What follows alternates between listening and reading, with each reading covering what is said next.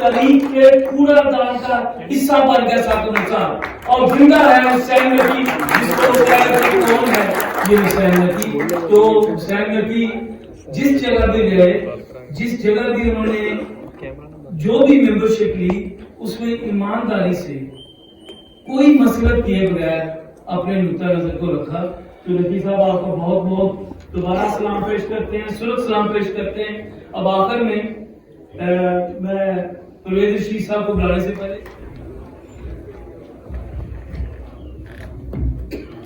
शुक्रिया जी। मेरे लिए भी इस तकरीब में शिरकत करना तो सादत की बात है, लेकिन तकरीर करना मेरे लिए सबसे मुश्किल है। और खास तौर पर आपसे पहले मुकर्रीन अगर वही बात जो आप टूटे फूटे लफ्ज़ों में कहने की सकत रखते हो उनको बहुत अच्छे और खूबसूरत अल्फाज में पेश कर जाएं तो फिर अपनी बेबसी का और भी एहसास होता है और आदमी ये सोचता है कि मैं अगर पहले ही बोल देता तो बेहतर था। मुझसे पहले जितने मुकर्रीन ने बातें की खूबसूरत तरीके से उन्होंने किताब के बारे में भी और साहिब किताब के बारे में भी गुफ्तगू की। मैं नकी साहब से, जिनको मैं नकी भाई हमेशा से कहता चला रहा हूँ, नकी भाई से मेरी आशनाई जो है वो गायबाना तौर पर पहले और शख्सी मुलाकात बहुत 7-8 साल के बाद हुई। लेकिन 7-8 साल पहले, ये 1970 की बात है, 1970 की।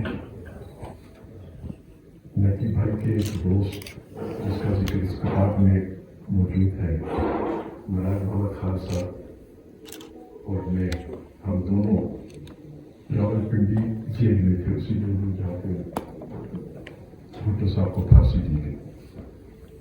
तो भुट्टो साहब वहाँ मुलाकात के लिए भी तशरीफ लाए थे। तो जेल में आपके पास कोई बातें करने को कोई दूसरी बात नहीं होती, क्या बातें करते हैं, सुनते रहे और कहते रहे एक दूसरे को। खान साहब जब बात करते थे तो अपने जिन दोस्तों का जिक्र वो करते हैं, उनमें सबसे ज्यादा जिक्र नकी भाई का होता था। और वो जो किस्से सुनाते थे, वैसे फतेह अली खान साहब का भी जिक्र होता था, शेर अफजल साहब का जिक्र होता था, नफीस सिद्दीकी साहब का भी जिक्र करते थे, लेकिन नकी भाई का जिक्र सबसे ज्यादा होता था। तो नकी भाई का जो जिक्र करते थे, उन किस्सों को सुन के मेरे ज़हन में नकी भाई की एक तस्वीर बनती थी।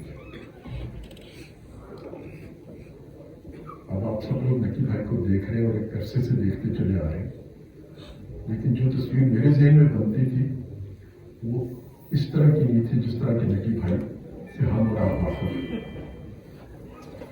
क्योंकि जब वो किस्सा सुनाते थे यूनिवर्सिटी में किसी वाइस चांसलर के साथ बैसियत यूनियन के उहदेदारान की मुलाकात का, और उस मुलाकात का अंजाम जब मेज उल्टने पे हो जाए और गरजते बरसते और गर्जने बरसने वालों में सबसे नुमाया डायलॉग जो है वो नकी भाई बोल रहे हो, तो मेरे ज़हन में जो तस्वीर बनती थी वो बनती थी कि जब इनसे मुलाकात हो रही थी मुझे हेलमेट जरूर सर पर पहन कर मिलना चाहिए। और कुछ इस किस्म की तस्वीर बनती थी कि एक इन्होंने जिक्र किया अपनी किताब में कि मुराद अहमद खान जेल में चाकू भी रखते थे, लेकिन मेरी जब मुलाकात हुई मुराद अहमद खान साहब से तो बहुत शोरा ब्याह मुकर्रर थे, लेकिन अगर वो वो उस जमाने में चाकू रखते थे, और वो चाकू रखने वाला शख्स जिस नकी भाई को मुझसे मुतारफ कराता था, तो इनके पास जरूर उस जमाने में क्लाशनकोव होनी चाहिए। लेकिन दोनों साहिबान, खान साहब भी और नकी भाई,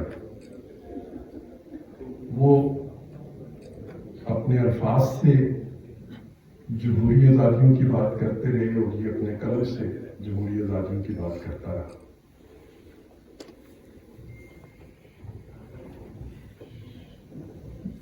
मैं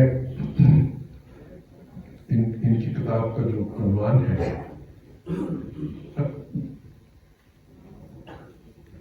मैंने जो सुना, तो मैंने जो देखा, मैं आपसे वो बयान कर रहा हूँ। अब गायबाना तारफ के बाद शख्सी तारफ मेरा नकी भाई से कैसे होता है? ये पंजाब यूनिवर्सिटी का हाल था, और 72 या 73 का ज़माना है। राशिद भाई साहब हमारे दोस्त थे, आप में से बेशतर लोग उनको जानते हो। राशिद यूनिवर्सिटी में आए, भुट्टो साहब यूनिवर्सिटी में आए, और वहाँ पे अपनी तकरीर के दौरान उन्होंने कोई बात कही, और नकी साहब को वो बात पसंद नहीं आई, और नकी साहब ने, जैसे अभी सईद साहब ने अपना हक इस्तेमाल किया, नकी साहब ने भी ऐसे ही अपना हक इस्तेमाल किया। और उस वक्त भुट्टो साहब जो थे वो गवर्नर मार्शल एडमिनिस्ट्रेटर, बल्कि चीफ मार्शल एडमिनिस्ट्रेटर, सदर पाकिस्तान भी थे, वज़ीर आज़म भी थे, पार्लियामेंट भी थे, क्योंकि उन्होंने एक अबूरी आइन भी दिया था, और चीफ मार्शल एडमिनिस्ट्रेटर भी थे। और भारत एक बहुत मकबूल शख्सियत थे, जो पंजाब यूनिवर्सिटी में आ जाए तालिब इल्मों से खिताब करने के लिए, उसकी मकबूलियत का भी आपको अंदाजा हो सकता है उन शख्सों का। तो नकी साहब ने वहीं से ललकार दिया, उन्हें कि आप गलत कहते हैं, आप कौन होते हैं?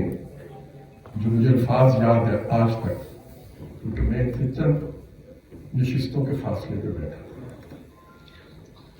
आप कौन होते हैं हमारे पैसे सरमायादारों को वापस कर देने वाले?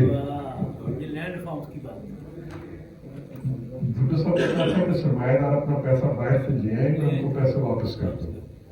अभी उनका जुमला मुकम्मल भी नहीं हुआ, अभी कुछ और भी वो कहना चाहते थे, शायद कोई ऐसी बात नहीं कहना चाहते हो जिससे सुनने वालों की तसल्ली हो सकती हो, लेकिन नकी साहब ने उन्हें मौका नहीं दिया। आप कौन होते हैं हमारे पैसे उनको माफ कर देने वाले?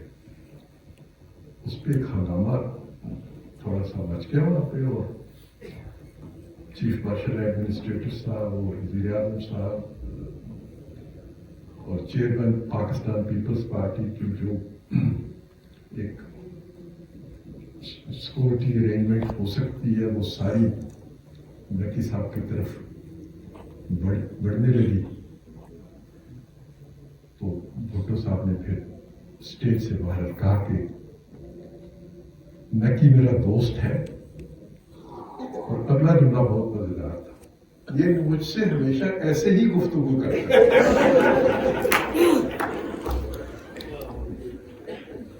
तो जो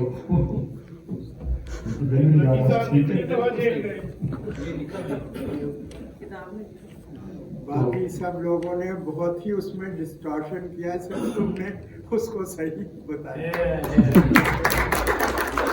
ये मेरी आपसे मोहब्बत, अब एक और बात में बताऊंगा, उसमें अपने फंसा नहीं।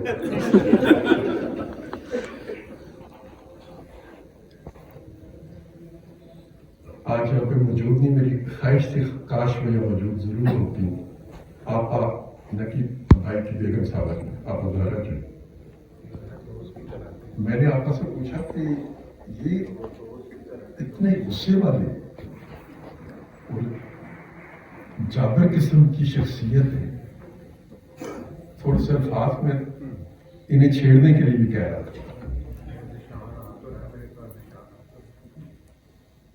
आपके सामने ये भीगी बिल्ली बनकर बैठे होते हैं, तो हमें वो जरा हुनर तो बताएं आप। کہ وہ کون سا جادو ہے جس پہ آپ نے وہ نکی جو باہر دنیا جن کو جانتی ہے اور جس سے حکمران جو ہے بھاگتے ہیں کہ کہیں آمنا سامنا نہ ہو جائے نکی صاحب کے ساتھ. آپ کے سامنے کیسے آپ نے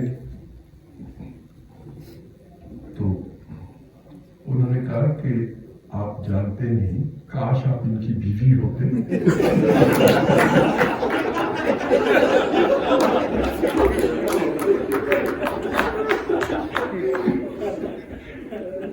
میں نے کہا کہ نہیں آپا مجھے یہ بتائیے، ہم نے نہیں کبھی دیکھا کہ آپ کے سامنے اونچی آواز سے بھی بولے. تو انہوں نے صرف رفع شر سے خاموش رہے.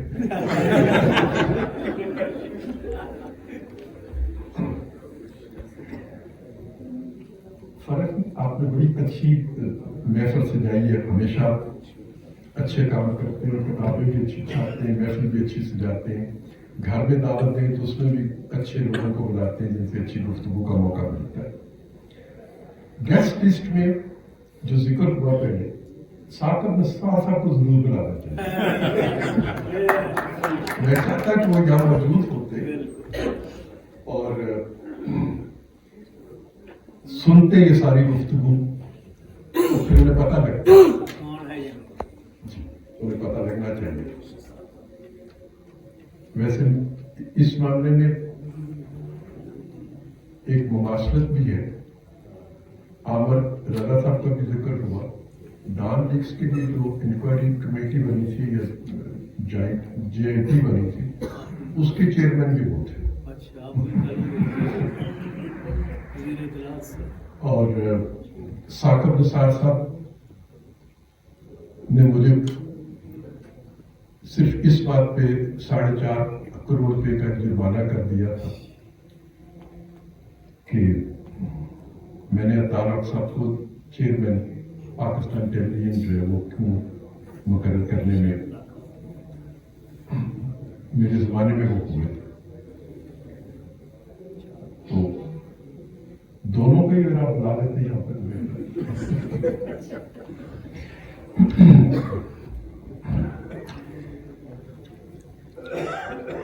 نقی صاحب نے اپنی کتاب میں ایک جملہ تحریر کیا کہ یہ 18 سال کی عمر میں پاکستان تشریف لائے تھے اور پھر انہوں نے لکھا کہ محمد بن قاسم جو ہے وہ 17 سال کی عمر میں پاکستان تشریف لائے.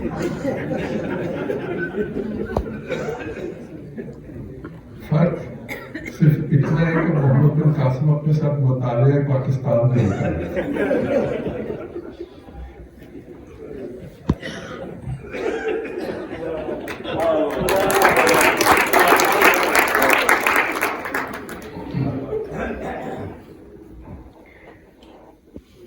مجھے کی تحریک پاکستان کے بارے میں تاریخ جو ہمیں پڑھائی جاتی ہے وہ بڑی ہے، لیکن نقی صاحب نے جو اپنی ابتدائی زندگی کے واقعات لکھے ہیں ان سے یہ ضرور سمجھ آنی شروع ہو جاتی ہے ان واقعات کو پڑھنے کے بعد جو اس کتاب میں جن کے بارے میں تاریخ نے بھی کہا، دوسرے لوگوں نے بھی کہا کہ ذرا فرق نے بھی خاص طور پر کہا اس بات کو کہ تفصیل سے زیادہ اس زمانے کی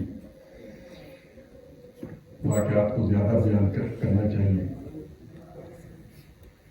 تو وہ کشمکش جو مذہبی بنیادوں پر تھی اور ہندوستان کے ان صوبوں میں تھی جہاں مسلمان اقلیت میں تھے، وہ اس کشمکش کا کوئی ذکر ہمیں جو پاکستان بنا اس پاکستان کے ان خطوں میں شاید اس طرح سے نہیں تھی. یہاں میرے دوست بیٹھے ہوئے جو پٹوار کی جنہوں نے تاریخ لکھی ہے بڑی تفصیل کے ساتھ،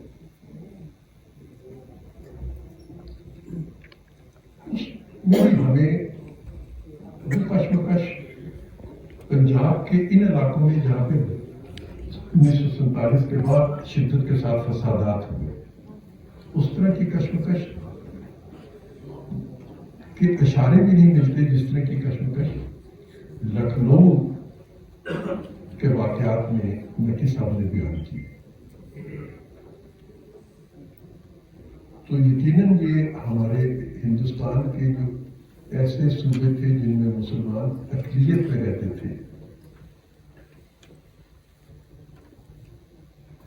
उनके मुतालबा और उनकी तहरीक थी जो फिर पाकिस्तान पर आके मुंतशिर होती है।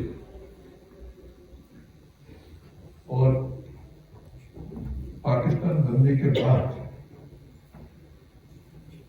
हम ये भूल गए कि पाकिस्तान अक्सरियती इलाकों में रहने वाले अक़लियतों में अपनी तकालीफ को दूर करने के लिए जन्म दिया था। हमें इससे ये सबक तो जरूर सीखना चाहिए था कि हम इजाजत है कि पढ़ने की इजाजत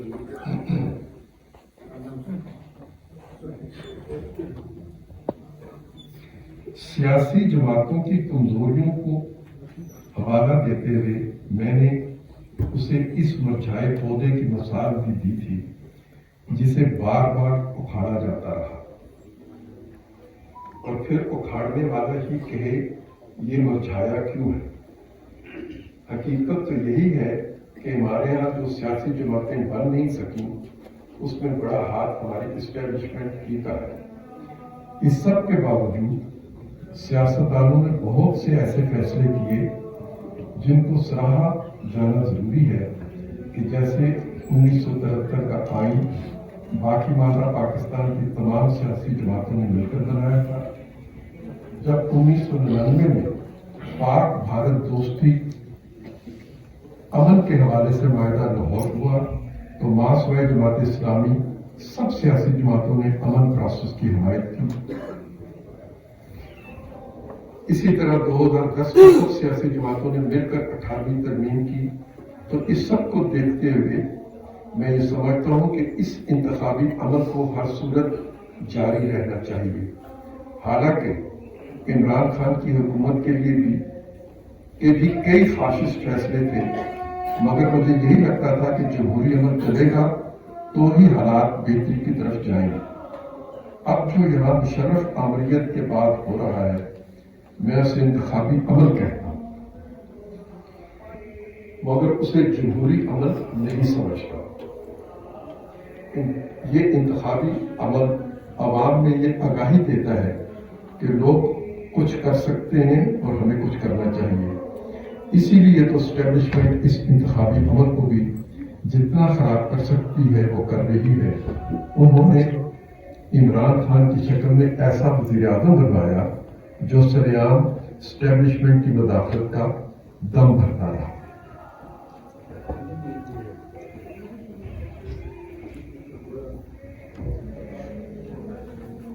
अब इसमें शायरनामा इस्लाम के शायर और पाकिस्तान की कौमी तराने के शायर उन पे मैंने एक नज़म लिखी नशीर, मैंने उससे ये कहा और उसमें जो भादवी हफीज साहब थे तो उस मैं ये कह रहा हूँ कि हबीब जावेद ऐसा शायर जो हफीज रजी को नहीं बख्शता, वो अगर किसी की तारीफ कर दे तो कोई दूसरा शख्स होता तो अपनी किताब के सफाई अव्वल के उस नज़म को छापता कि हबीब जावेद ने ये नज़म मेरे लिए लिखी, लेकिन नकी साहब ने उसका जिक्र भी नहीं किया इस किताब। ये इनकी इंकसारी अपने बारे में या अपनी जात के बारे में, अपने असूलों के बारे में सारी किताब लिखी है और उन असूलों के हवाले से जो इनका किरदार रहा उस पर भी गुफ्तगू की है। हमें इस किताब में वो सब कुछ पढ़ने को मिलता है, लेकिन अपनी जात के बारे में जो जात की इनकी बहादुरी की तारीफ हुई और जो एक ऐसे शायर की जानब से हुई जो कि تعریف کرنے میں بہت ہی کنجوس تھے. اس کا ذکر انہوں نے پوری کتاب میں نہیں کیا. یہ ان کی انکسار کی مثال ہے. تو میں آخر میں آپ سے اجازت دیتے ہوئے یہی کہوں گا کہ نقی صاحب ایک فرد نہیں ہے. یہ ایک یونیورسٹی ہے, یونیورسٹی ہے, اور اس یونیورسٹی کے ہم سبھی طالب علم ہیں. وہ بھی جنہوں نے مجھ پر آوازیں کسے, اور میں بھی جس نے ان کا جواب دینے کی کوشش کی. ہم سب ایک یونیورسٹی کے طالب علم. بہت بہت شکریہ.